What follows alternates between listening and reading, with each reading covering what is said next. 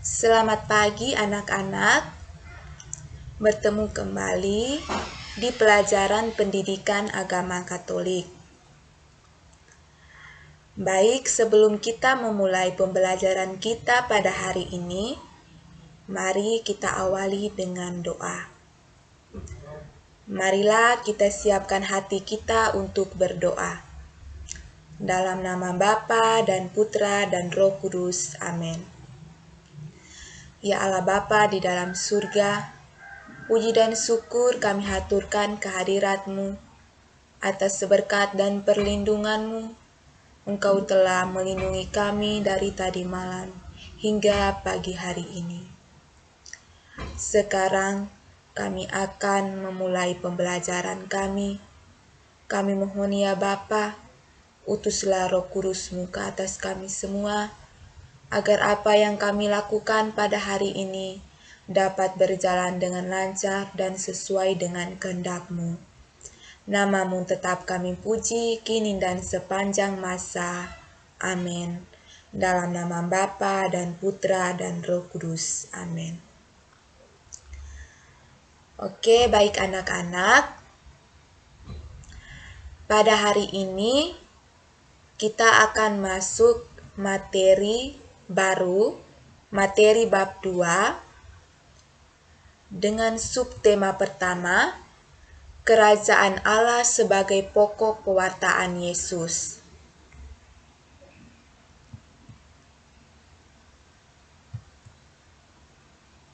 Pada materi kita hari ini, ada indikator yang harus kita capai, yaitu yang pertama, menjelaskan pengertian kerajaan Allah. Yang kedua, menjelaskan paham kerajaan Allah pada masa Yesus. Yang ketiga, menjelaskan pandangan Yesus tentang kerajaan Allah. Yang keempat, membandingkan paham kerajaan Allah menurut harapan bangsa Israel dengan paham menurut Yesus. Yang kelima, menjelaskan bahwa Yesus datang untuk mewartakan kerajaan Allah. Baik anak-anak, kita lihat yang pertama, pengertian kerajaan Allah. Pengertian kerajaan Allah sudah ada sejak Perjanjian Lama. Jadi sejak Perjanjian Lama, kerajaan Allah itu sudah ada. Bangsa Israel pada saat itu menyebutkan nama Allah sebagai Yahweh, yaitu sebagai Raja yang kuat, berkuasa, dan berdaulat. Jadi, bangsa Israel pada saat itu, atau sejak Perjanjian Lama itu, bangsa Israel menyebutkan nama Allah itu dengan sebutan nama Yahweh. Jadi Yahweh itu artinya sebagai Raja yang kuat, berkuasa, dan berdaulat.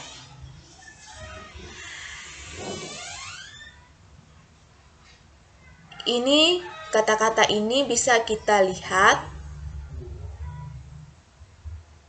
di dalam kitab suci Keluaran bab 15 ayat 11 sampai 13. Ulangan bab 3 ayat 24, Bilangan bab 23 ayat 21. Itu tentang peristiwa bangsa Israel menyeberangi Laut Merah. Sebagai Raja, Allah adalah Raja yang adil. Itu bisa kita lihat dalam kitab suci Mazmur bab 146 ayat 6 sampai 10.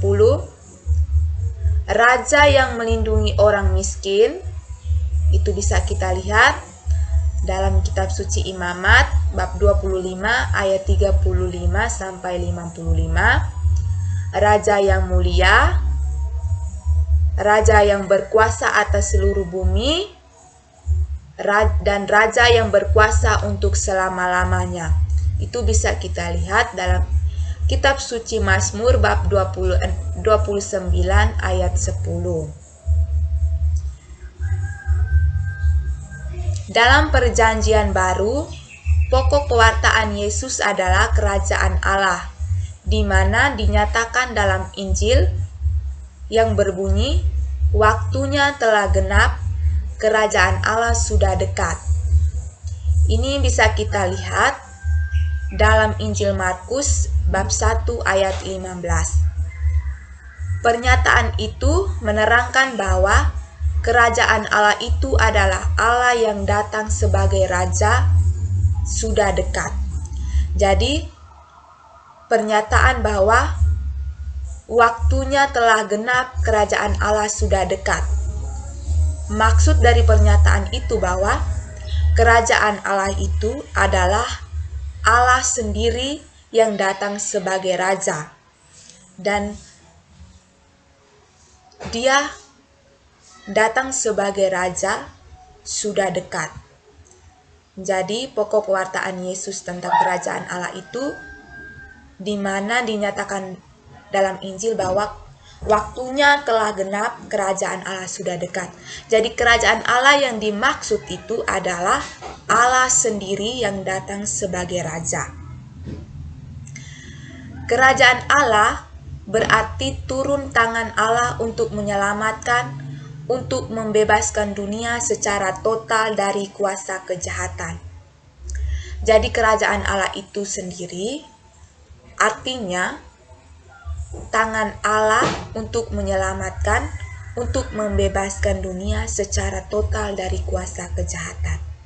Jadi Allah yang datang sebagai Raja untuk menyelamatkan, untuk membebaskan manusia dari dosa dan kejahatan. Oke, baik anak-anak. Kita lihat yang berikut, paham kerajaan Allah menurut bangsa Yahudi. Yang pertama, kerajaan Allah yang bersifat politis. Kerajaan Allah yang bersifat politis ini adalah kerajaan Allah yang damai, sejahtera, akan terwujud bila Allah tampil sebagai seorang tokoh politik yang dengan gagah berani mampu memimpin bangsa Israel melawan penjajah Romawi dan para penindas rakyat. Jadi, kerajaan Allah yang bersifat politis ini yaitu Allah tampil sebagai seorang tokoh politik yang berani untuk mampu memimpin bangsa Israel melawan penjajah Romawi dan penindas rakyat. Yang kedua, kerajaan Allah yang bersifat apokaliptis, yaitu kerajaan Allah akan tercapai bila Allah menunjukkan kuasanya dengan menggoncangkan kekuatan-kekuatan langit dan bumi. Jadi pada saat itulah Allah yang membangkitkan suatu dunia baru, serta penderitaan yang dialami bukanlah akhir dari segala-galanya, tetapi kelak pada akhir zaman Allah akan menegakkan kerajaannya dan membebaskan manusia dari segala penderitaannya. Jadi anak-anak, kerajaan Allah yang bersifat apokaliptis ini artinya Allah menunjukkan kuasanya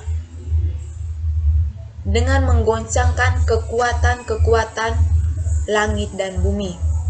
Dan pada saat itulah Allah membangkitkan suatu dunia baru, bahwa penderitaan yang dialami oleh manusia bukanlah akhir dari segalanya, tetapi kelak pada akhir zaman Allah akan menegakkan kerajaannya dan membebaskan manusia dari segala penderitaannya. Jadi Allah membangkitkan suatu dunia baru dan membebaskan manusia dari segala penderitaan yang dialami oleh manusia. Baik anak-anak, kita lanjut yang berikut. kerajaan Allah yang bersifat yuridis religius. Artinya, Allah sekarang meraja secara hukum, sedangkan pada akhir zaman, Allah menyatakan kekuasaannya sebagai Raja semesta alam dengan menghakimi seluruh bangsa. Jadi mereka yang memandang hukum Taurat sebagai wujud kekuasaan Allah yang mengatur manusia, maka mereka yang taat akan hukum Taurat sudah menjadi warga kerajaan Allah. Jadi kerajaan Allah yang bersifat yuridis religius ini, yaitu Allah itu meraja secara hukum.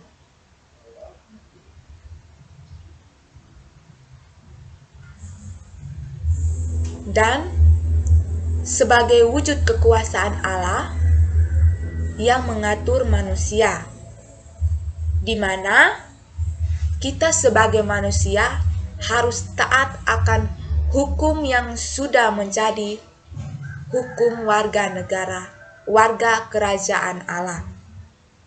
Jadi kita sebagai manusia, kita harus mentaati hukum-hukum yang dibuat oleh Allah, yang menyatakan bahwa Allah sebagai Raja semesta alam yang menghakimi seluruh bangsa.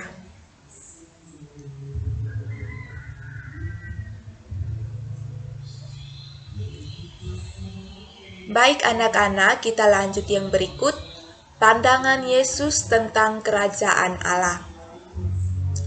Ciri khas pewartaan Yesus adalah bahwa kedatangan Allah sebagai Raja Penyelamat dinyatakan akan terjadi dengan segera.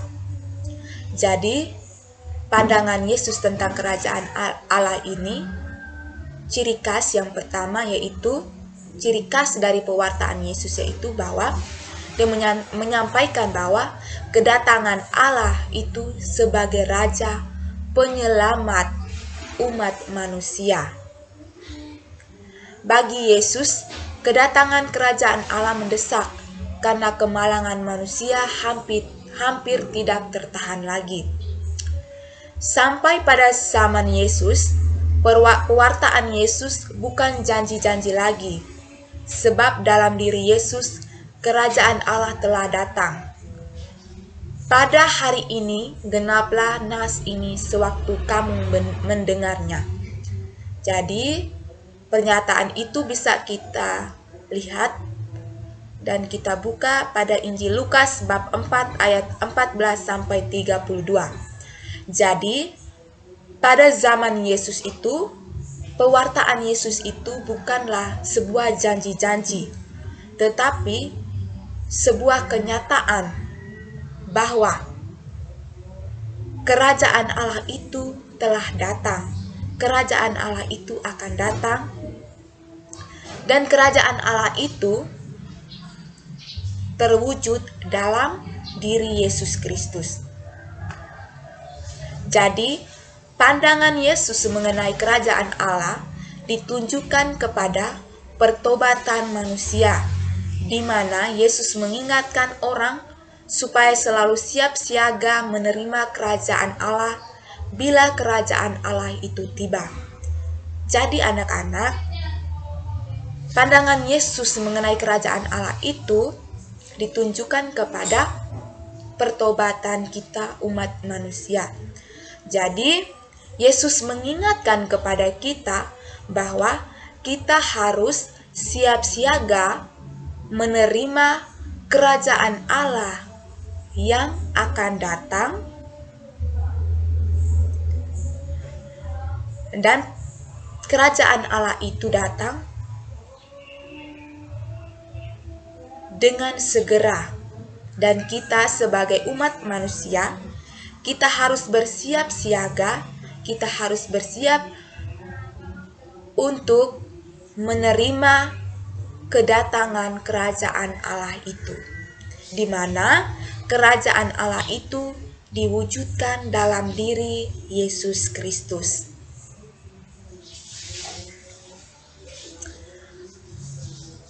Oke, baik anak-anak. Sekarang siapkan kitab suci, buka kitab suci Injil Lukas bab 4 ayat 14 sampai 32.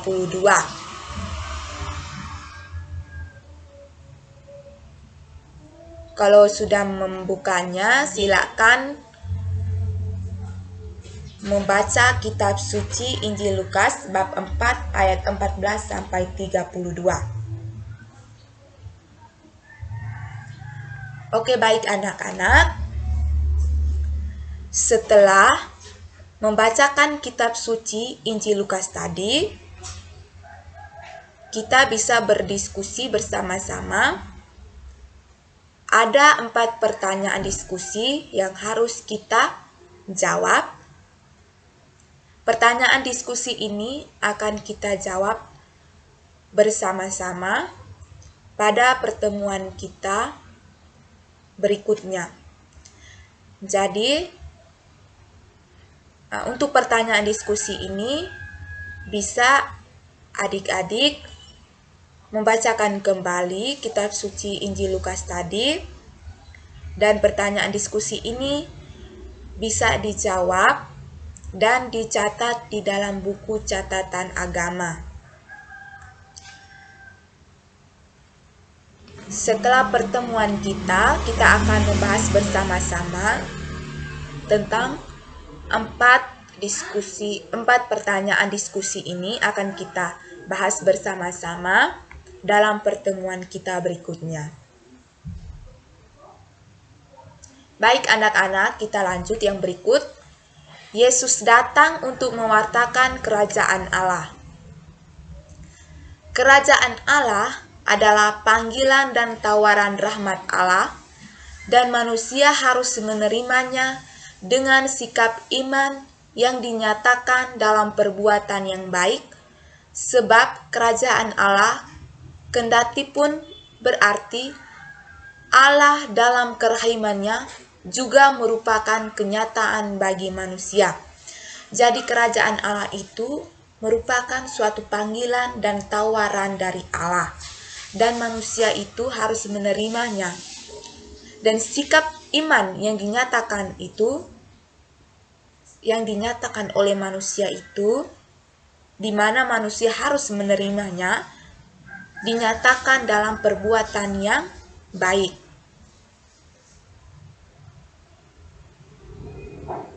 Jadi,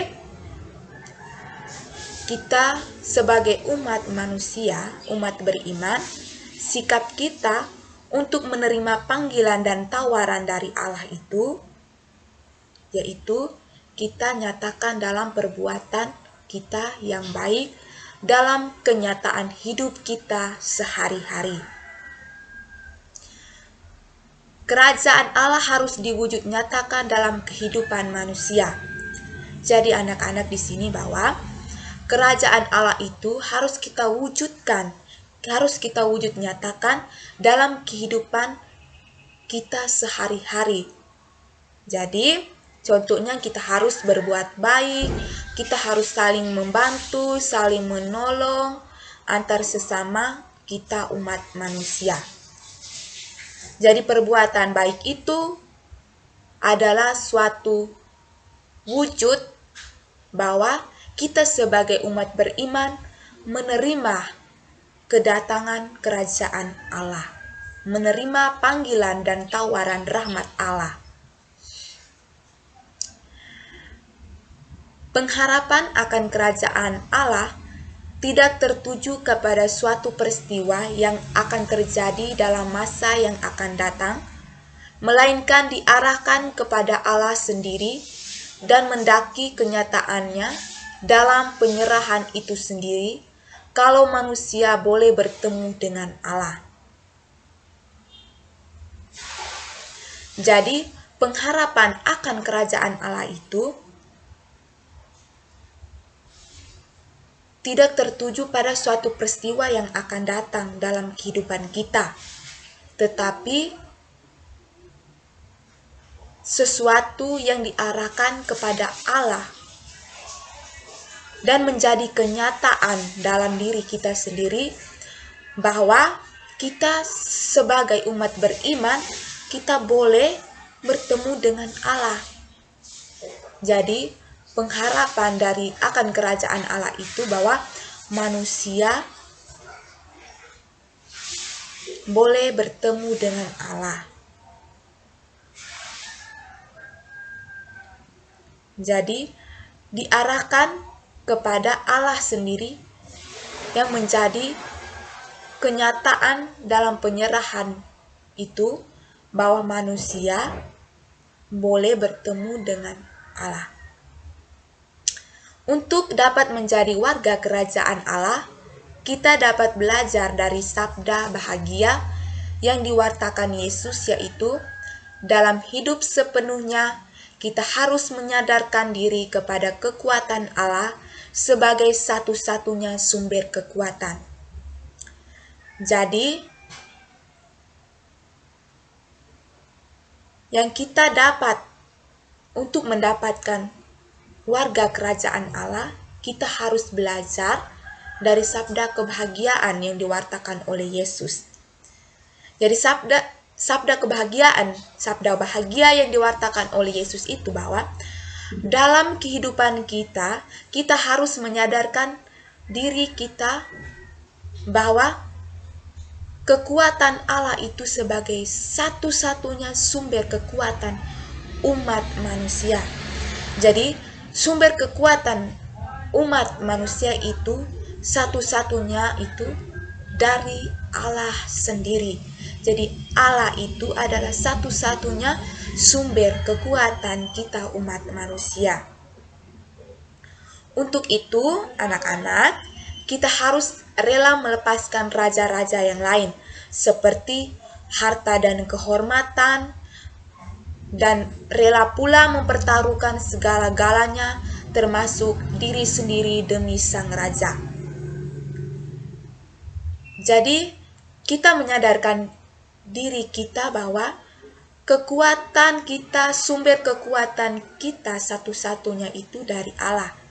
Jadi, kita harus rela melepaskan raja-raja yang lain. Jadi, raja-raja yang lain yang dimaksudkan ini anak-anak yaitu harta dan kehormatan kita, dan kita rela mempertaruhkan segala-galanya termasuk diri kita sendiri demi sang raja, yaitu Yesus sendiri dan Allah sendiri yang adalah satu-satunya sumber kekuatan kita.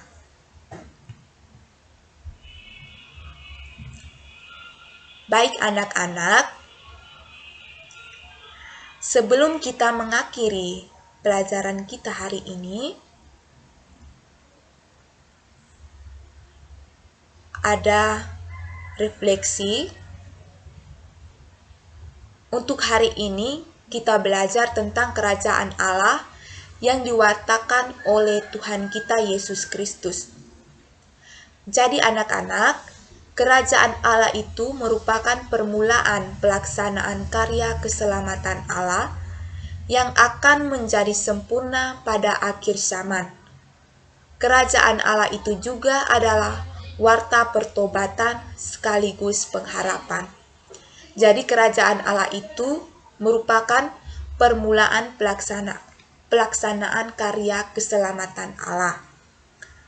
Dan kerajaan Allah itu juga adalah sebagai warta pertobatan sekaligus pengharapan kita umat manusia. Untuk pertanyaan refleksinya, apakah kita mesti berdiam diri karena bukan urusan kita? Beranikah kita membela yang lemah? Beranikah kita memperjuangkan keadilan? Beranikah kita selalu bersikap jujur dalam memperjuangkan cita-cita kita? Apakah kita sendiri sudah berani memperbaharui hidup seturut kehendak Allah? Nah, ini kita refleksikan dan kita tulis dalam buku catatan refleksi tentang pertanyaan-pertanyaan itu. Jadi, refleksi ini ditulis di dalam buku catatan adik-adik sekalian.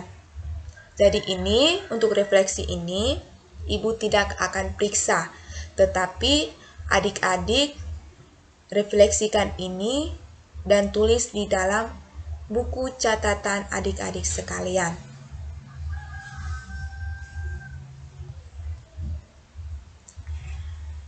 Oke, baik adik-adik. Sekian dulu pembelajaran kita hari ini. Semoga materi yang Ibu sudah jelaskan tadi dapat adik-adik pahami dengan baik. Dan jika ada yang belum dipahami, bisa bertanya dalam pembelajaran kita yang berikutnya. Jadi yang belum mengerti, silakan adik-adik bertanya saat kita tatap muka di dalam Google Meet. Jadi saat kita tatap muka melalui Google Meet, adik-adik bisa bertanya tentang materi ini jika adik-adik belum mengerti dan belum paham tentang materi ini. Oke, baik adik-adik. Sekian dulu pembelajaran kita hari ini. Mari kita akhiri pembelajaran kita hari ini dengan doa. Marilah kita berdoa dalam nama Bapa dan Putra dan Roh Kudus. Amin. Terima kasih Tuhan, karena Engkau telah melindungi kami dalam pembelajaran kami hari ini. Semoga pembelajaran kami hari ini, apa yang telah kami pelajari hari ini, dapat kami pahami dan dapat berguna bagi masa depan kami. Namamu tetap kami puji kini dan sepanjang segala masa. Amin. Dalam nama Bapa dan Putra dan Roh Kudus. Amin.